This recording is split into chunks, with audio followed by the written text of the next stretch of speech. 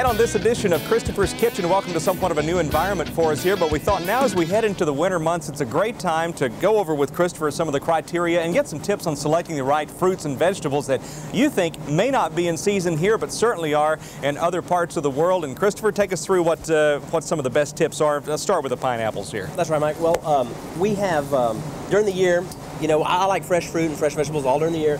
A lot of people think you can't get fresh fruit, or if they do want fresh fruit, they're not quite sure how to pick it. So I'm going to show you pineapples and melons just to start off with.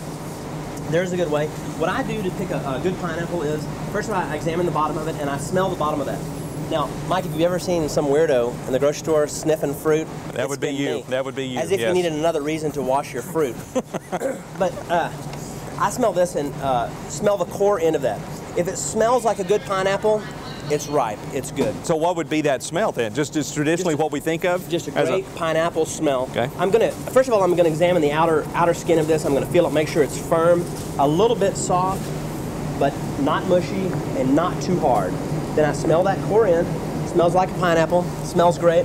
And I'm also gonna take this little center leaf here of the pineapple and just pop that out. And if it comes out fairly easily, I know I've got a ripe one. That was relatively easy, correct? That's right, yes. Okay. Let me just give you an example. Here, smell that one. one. All right. All right. Not much. Now smell that one. Oh, yeah. See, this is our good one. Yeah, exactly. So that's how we do it. And you can see this skin gives a little bit more than the other one. I mean, and it's not as firm as the other one.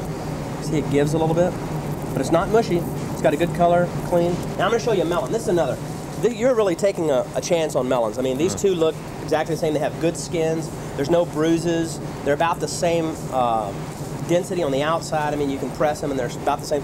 But the way I choose a melon is, again, smell it. So just compare these two.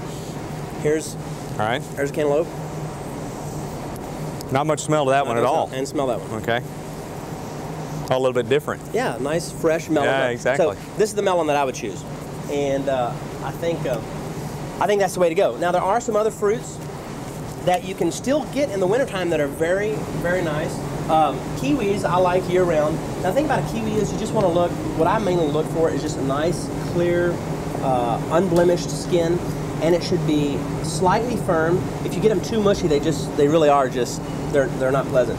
So, almost like when you're checking an avocado, you know, you just want to make sure it's firm, it gives a little bit, and that's great. So kiwis are easy, just nice, unblemished skin, and I don't smell the kiwis. Oh, okay, yeah, you're safe good. There. Yeah. Mangoes. Now, mangoes are kind of interesting. I love mangoes, and I love them year-round. But mangoes are a little bit funny. It's not always the pretty ones. Like you would think this mango, this beautiful one, would be so much better than that one.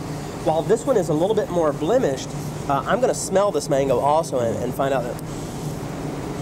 Now you see, I can tell. Go ahead and smell that. Okay. That's a mango. That mango looks beautiful. Yeah. It feels nice. It's giving a little bit. Now smell that mango. Yeah, that's much fresher. It's just got a great smell to it. Right. You know that's going to taste good. Now the only thing you want to do when you pick kind of an ugly one like this is just make sure it has no real bad soft spots. Like you see, there are some soft spots there. Right. I avoid those if I can. See those bruise marks? I'm going to avoid that. But even though these are beautiful, if you let them sit on your windowsill for a little bit, I mean, I just let them go a little bit more, and they do ripen up a little bit. And also, if you are going to take a fruit, especially like your berries and some things that you can eat right away, or apples, like you're not going to eat the outside skin of a pineapple, but anything that you're going to eat the outside skin of, such as a strawberry or an apple or something like that, make sure you wash it. It's very, very important. It's so easy to do. The sicknesses that you can get from the outside of a fruit far outweigh any trouble it is just to rinse off your strawberries and apples and things like that. All right, let's move along now to some items that you probably will use a little bit more in your mainstream cooking, and we'll turn our attention to the tomatoes. Mike, you were mentioning some of the vegetables that are harder to find in the winter. One of those things is tomatoes. The grocery stores are getting better at it, but one thing I look for in the winter are some of these vine-ripened tomatoes like this. They have a beautiful color. These are actually greenhouse grown, and those are your best types this time of year. They're red, they're shiny, they're beautiful. This is going to be your best bet during this time of year. You see that these types of tomatoes are still available, and you definitely want to avoid that. You're looking for color and the outside skin of these. So during the winter, I choose to get like the vine ripened variety. Just a couple quick things, Mike. One of the most common questions I get in cooking is what's the difference between a shallot and a scallion? Okay, a scallion is a green onion. Okay, a lot of people, Bottom line. scallion Okay. is a green onion. And these are shallots. Okay, shallots. A lot of recipes calls for shallots and people substitute green onions. It really is a different flavor, and I recommend that you seek these out. Shallots do come in, sometimes they come in little packages like that, or they do come in bulk like this. Last thing I'm gonna show you, Mike, is eggplant. Because I love eggplant. You can still get them in the wintertime. What you wanna look for is a nice, clean, unblemished, black, well, deep purple, black, sort of an eggplant color. All right. Yeah. Imagine Sort of a that. deep black, shiny skin, and unblemished, something like this. You want to avoid soft spots, something like that. So eggplants are great. Also, we're getting those year round too.